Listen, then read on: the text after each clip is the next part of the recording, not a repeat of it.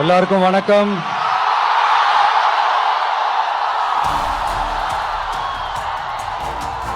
எல்லாரும் எப்படி இருக்கீங்க?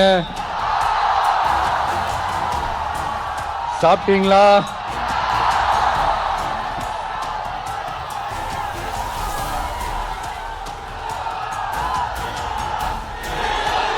அண்ணா அவர்களுக்கு ஒரு வணக்கம், பெரியார் அவர்களுக்கு ஒரு வணக்கம். இப்ப நான் எந்த மண்ணில் நின்றுட்டு இருக்கிறேன் தெரியுமா? ஒரு ஆண்டவர் அன்போட நெல்லுக்கடை மாரியம்மன் அன்னை வேளாங்கண்ணி ஆசியோட கடல் தாய் மடியில் இருக்கிற என் மனசுக்கு ரொம்ப நெருக்கமான நாகப்பட்டினம் மண்ணில் இருந்து நின்று பேசிட்டு இருக்கிறேன். என் நெஞ்சில் கொடியிருக்கும்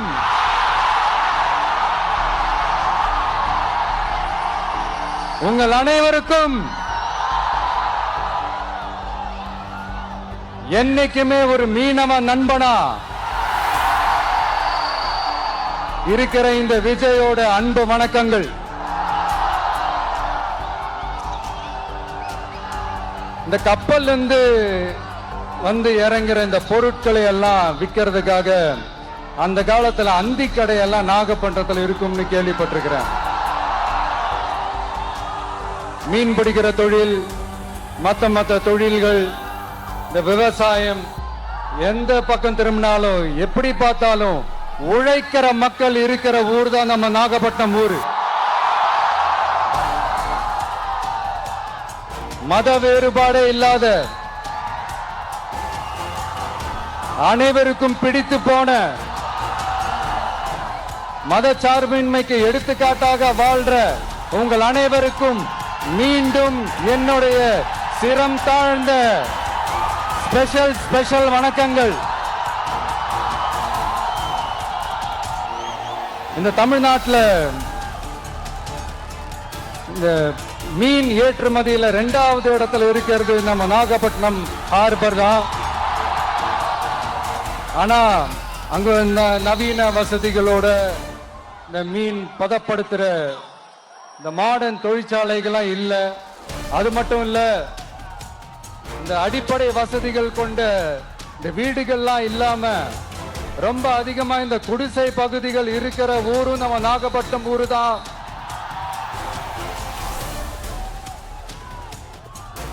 இந்த முன்னேற்றத்திற்கெல்லாம் எங்கள் ஆட்சி தான் சாட்சி.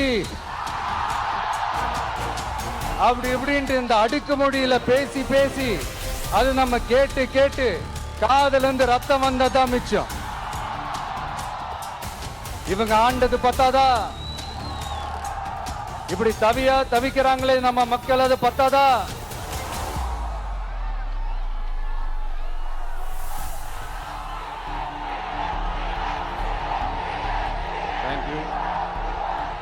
தேங்க்யூ.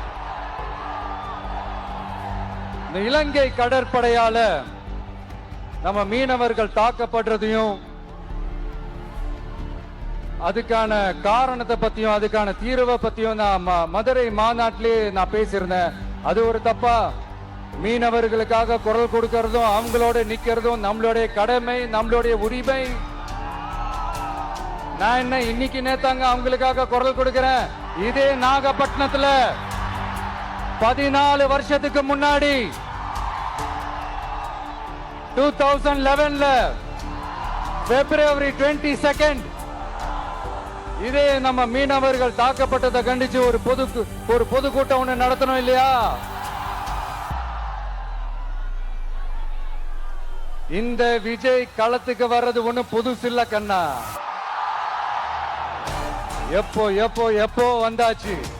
என்ன ஒண்ணு, முன்னாடிலாம் விஜய் மக்கள் இயக்கம் என்ற அந்த இயக்கமா வந்து நிற்போம். இப்ப தமிழக வெற்றி கழகம் என்ற அந்த ஒரு அரசியல் இயக்கமா வந்து நிக்கிறோம். அவ்வளவுதான் வித்தியாசம். அன்னைக்கும் சரி, இன்னைக்கும் சரி, இனிமேலும் சரி, மக்களுக்காக மக்களோட நிக்கிறது தான். இது புரிய வேண்டியவங்களுக்கு புரிஞ்சா சரி.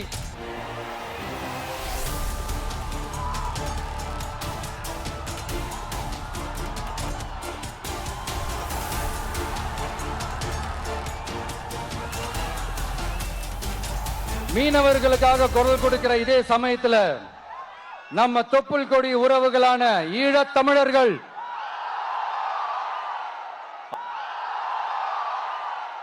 அவங்க இலங்கையில் இருந்தாலும் எந்த மூலையில இருந்தாலும் தாய் பாசம் காட்டின தலைவனை இழந்து தவிக்கிற அவங்களுக்காகவும் குரல் கொடுக்கிறது, அவங்களுக்காகவும் நிக்கிறது நம்மளோட கடமை இல்லையா?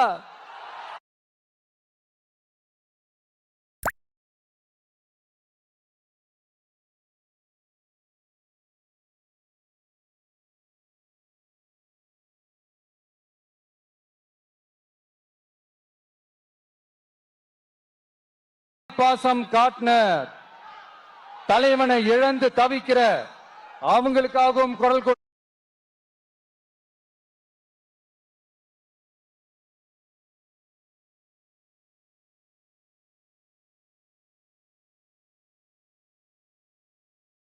கொடுக்கிறது, அவங்களுக்காகவும் நிக்கிறது நம்மளோட கடமை இல்லையா? மீனவர்களோட உயிர் எந்த அளவுக்கு முக்கியமோ அந்த அளவுக்கு ஈழத் தமிழர்களோட அவங்களுடைய கனவுகளும் அவங்களுடைய வாழ்க்கையும் நமக்கு ரொம்ப ரொம்ப முக்கியம். நம்ம மீனவர்கள் படுற இந்த கஷ்டத்தை எல்லாம் பார்த்து ஒரு பெருசா ஒரு கடிதம் ஒண்ணு எழுதிட்டு அதுக்கப்புறம் கப்சிப்னு சைலண்டா போறதுக்கு நாம ஒண்ணு இந்த கபட நாடக திமுக அரசும் கிடையாது.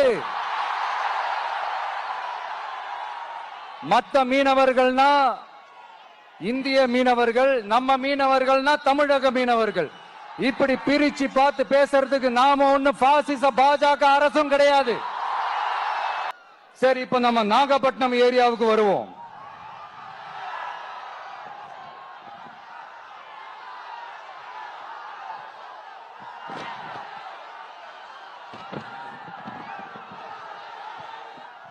இங்க இருக்கிற மண் வளத்தை பாதிக்கிற இறால் பண்ணைகளை முறைப்படுத்தணும். அப்பதான் மீனவர்களோட வாழ்வாதாரமும் விவசாயிகளோட வாழ்க்கையும் பாதிக்காம இருக்கும். கடலோர கிராமங்கள மீன் அரிப்புல இருந்து பாதுகாக்கிற அலையாத்தி காடுகளை அழிக்கிறத பத்தி தடுத்து நிறுத்தி அதுக்கு ஒரு வழி பண்ண வேண்டிய அரசாங்கத்துக்கு இதை விட ஒரு முக்கியமான ஒரு வேலை ஒண்ணு இருக்கு. அது என்ன தெரியுமா? சொந்த குடும்பத்தோட வளர்ச்சியும் சொந்த குடும்பத்தோட சுயநலமும் தான் அந்த முக்கியமான வேலை. இங்க இருக்கிற மக்களுக்கு குடிக்க தண்ணி இல்லாம தவிக்கிறாங்க. அதுக்கு தீர்வா காவிரி தண்ணியை கொண்டு வரலாம், மக்களோட தாகத்தை தீர்க்க. கொண்டு வந்தாங்களா? இவ்வளவு பாரம்பரிய கடல் சார்ந்த ஊர்ல ஒரு கவர்மெண்ட் மெரைன் காலேஜ் ஒண்ணு கொண்டு வரலாம். கொண்டு வந்தாங்களா? மீன் சம்பந்தமான எந்த தொழிற்சாலையும் அமைக்கல. அமைச்சாங்களா? அட்லீஸ்ட் நிறைய பேருக்கு வேலை வாய்ப்பு கிடைக்கிற மாதிரி தொழில் வளர்த்தியாவது பெருக்கலாம். அதையாவது செஞ்சாங்களா? ஆனா ஒவ்வொரு டைமும் வெளிநாட்டுக்கு டூர் போயிட்டு வர்றப்பெல்லாம் அத்தனை கோடி முதலீடு, இத்தனை கோடி முதலீடுன்னு சிஎம் அவர்கள் சிரிச்சுக்கிட்டே சொல்லுவாரு. சிஎம் சார், மனசை தொட்டு சொல்லுங்க, வெளிநாட்டு முதலீடா இல்ல வெளிநாட்டுல முதலீடா? ஒட்டுமொத்த தமிழ்நாட்டுக்கும் முதலீடா இல்ல உங்க குடும்பத்தோட முதலீடு வெளிநாட்டுக்கு போகுதா? வேளாங்கண்ணி, நாகூர், கோடியக்கரைன்னு இங்க இருக்கிற டூரிஸ்ட் பிளேஸ் எல்லாம் கொஞ்சம் நல்லா டெவலப் பண்ணலாம். பண்ணா என்ன குறைஞ்சா போயிடுவீங்க? வேதாரண்யம் பகுதியில் உப்பு ஏற்றுமதி செய்யறதுக்கு வசதியை செஞ்சு கொடுக்கலாம். செஞ்சாங்களா? நாகூர் ஆண்டவர் அரசு மருத்துவமனையில பிரசவம் பார்க்கிற டாக்டரே இல்லையா? நாகப்பட்டினம் புது பஸ் ஸ்டாண்டையாவது சுத்தமா சுகாதாரமா வச்சுக்கிறாங்களா? நாகப்பட்டினம் ரயில்வே ஸ்டேஷன் வேலைகளை சீக்கிரமா முடிச்சு வைக்கலாம். அதையாவது செஞ்சாங்களா? இங்க ஏற்கனவே இருந்த ஸ்டீல் ரோலிங் மில்லையும் ரயில் பெட்டி தயாரிக்கிற தொழிற்சாலை மூடிட்டாங்க. அத மறுபடியும் திறந்தா நிறைய பேருக்கு வேலை வாய்ப்புகள் கிடைக்கும். ஏன் அதை பத்தி யோசிக்கல? மேலக்கோட்டை வாசல் NH மேம்பாலம் கட்டி 50 வருஷம் ஆச்சு. அது சரியா மேம்படுத்தலாம். அதை செஞ்சாங்களா? Thanjavur to Nagapattinam NH road வேலை பல வருஷமா நடக்குது. இன்னும் முடிச்ச பாடே காணும். அதை வேகப்படுத்தி முடிச்சிருக்கலாம், அதையாவது செஞ்சாங்களா? ரொம்ப முக்கியமா நெல்லு மூட்டையெல்லாம் மழை காலத்துல வெள்ளத்துல நனைஞ்சு நம்ம விவசாயிங்க எவ்வளவு வேதனைப்படுறாங்க. அதுக்கு சரியான ஒரு குடவுன் கட்டி தரலாம், அதையாவது கட்டி தந்தாங்களா? எலெக்ஷனுக்கு முன்னாடி திமுக காரங்க வந்து செய்வோம் செய்வோம் செய்வோம் செய்வோம்னு சொன்னாங்களே, செஞ்சாங்களா? இதெல்லாம் எதுவுமே செய்யாம எல்லாத்தையும் செஞ்ச மாதிரியே அதையும் பெரியமையா வேற சொல்லுவாங்க இவங்க. நான் வந்து போன வாரம் திருச்சிக்கும் அரியலூர் மாவட்டத்துக்கும் போய் நம்ம மக்களை சந்திக்க போயிருந்தேன். அப்போ பெரம்பலூரும் போக வேண்டியது. அங்க சில ரூல்ஸ் அண்ட் ரெகுலேஷன்ஸ், ஒரு கட்டத்துக்கு அப்புறம் இந்த பஸ்ஸே மூவ் ஆகல. அதுக்கப்புறம் அதை தாண்டி ஒரு டைமுக்கு மேல பேசுறது, சரி அதெல்லாம் விடுங்க. இந்த நேரத்தில் பெரம்பலூர் பகுதி மக்களுக்கு நான் மன்னிப்பு கேட்டுக்கிறேன். சீக்கிரமாவே உங்களை தேடி நான் வருவேன் ஃபார் ஷுவர். நம்ம வந்து இந்த டூர் பிளான், இந்த ஷெட்யூல் போட்டதுக்கு அப்புறம் அது என்னப்பா சனிக்கிழமை சனிக்கிழமை சனிக்கிழமை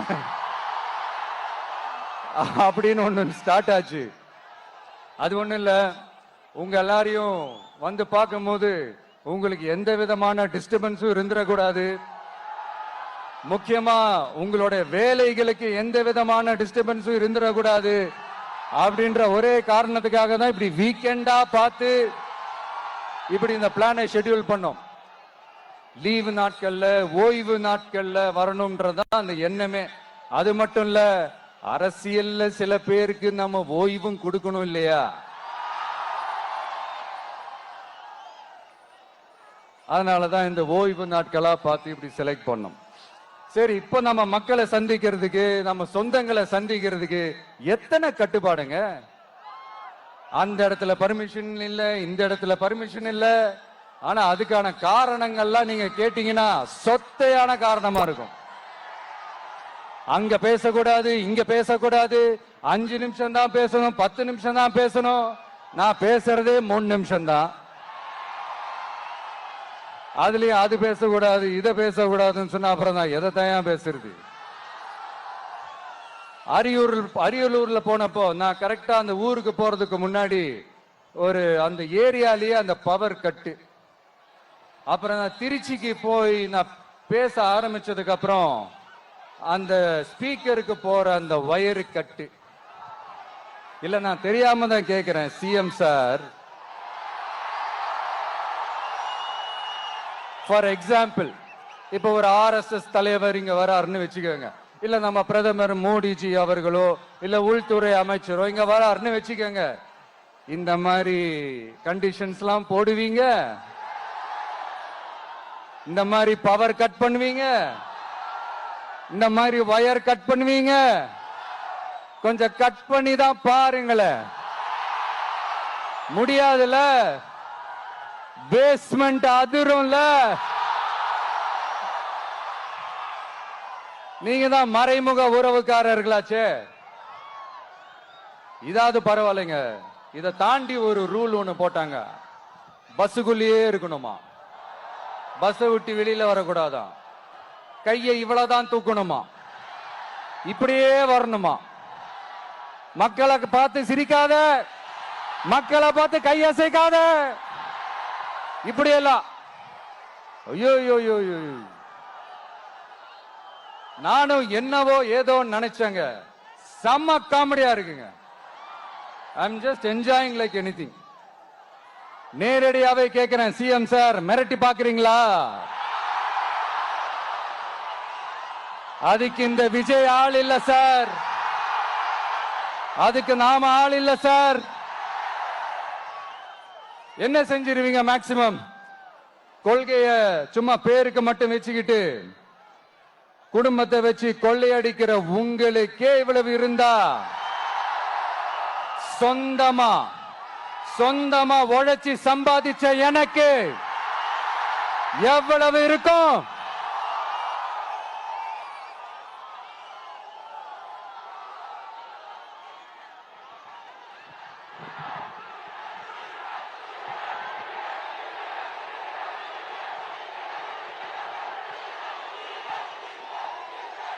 தேங்க்யூ நண்பா. என்ன நாங்க பெருசா கேட்டுவிட்டோம்? மக்கள் வந்து நிம்மதியா ஃப்ரீயா நின்னு பாக்குறதுக்கு ஒரு இடம், அதை நாங்க தேர்வு செஞ்சு அதுக்கு பர்மிஷன் கேட்கிறோம். ஆனா நீங்க என்ன பண்றீங்க? அந்த இடத்தையெல்லாம் விட்டுட்டு நெருக்கடியோட, மக்கள் நெருக்கடியோட எங்கெல்லாம் நிப்பாங்களோ அந்த இடமா பார்த்து செலக்ட் பண்ணி தெரியுங்க. உங்க எண்ணம் தான் என்ன சார்? நான் அவங்கள பார்க்க கூடாது, அவங்களோட பேசக்கூடாது, அவங்க குறைகளை கேட்க கூடாது, அவங்களுக்காக குரல் கொடுக்க கூடாது, என்னதான் சார் உங்க எண்ணம்? சரிங்க சார், ஒரு அரசியல் தலைவன் அப்படின்றதெல்லாம் மறந்துருங்க. ஒரு சாதாரண ஒரு தமிழ்நாட்டு மண்ணோட ஒரு மகனா, ஒரு நம்ம தமிழ் மக்களோட ஒரு சொந்தக்காரனா, என் மக்களை, என் குடும்பத்தை, என் சொந்தங்களை நான் பார்க்க போனா என்ன பண்ணுவீங்க? அப்பவும் தடை போடுவீங்களா? வேணாம் சார். இந்த அடுக்குமுறை, இந்த அராஜக அரசியல்லாம் வேணாம் சார். நாம ஒண்ணு இங்க தனியால் இல்லைங்க சார், மாபெரும் மக்கள் சக்தியோட பிரதிநிதிங்க சார், மாபெரும் பெண்கள் சக்தியோட சகோதரன் சார், மாபெரும் இளைஞர் இயக்கமா இருக்கிறோம் சார். மறுபடியும் சொல்றேன், 2026 ரெண்டு பேருக்கு நடுவுல தான் போட்டியே. ஒண்ணு இன்னொன்னு, ஒண்ணு இன்னொன்னு.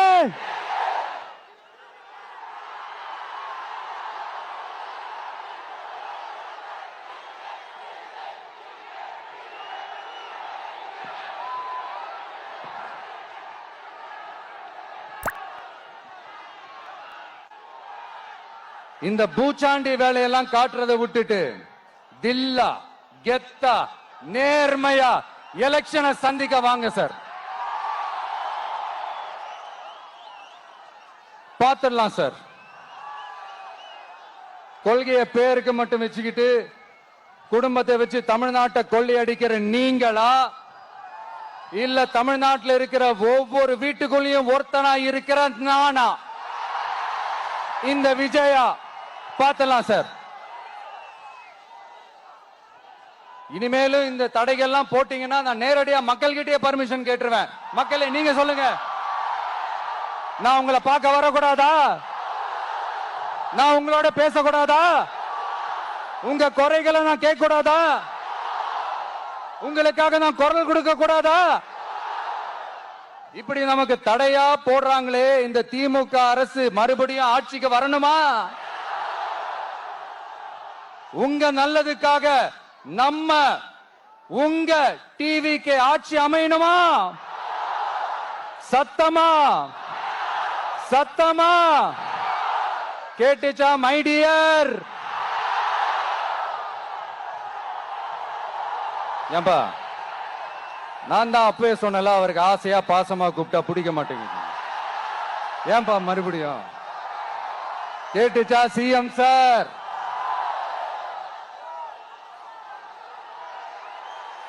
இந்த போர் முழக்கம் உங்களை ஒரு நிமிஷம் கூட தூங்க விடாது, துரத்திக்கிட்டே வரும். கான்பிடண்டா இருங்க, நல்லதே நடக்கும், வெற்றி நிச்சயம். மீண்டும் சந்திக்கும் வரை நன்றி, வணக்கம்.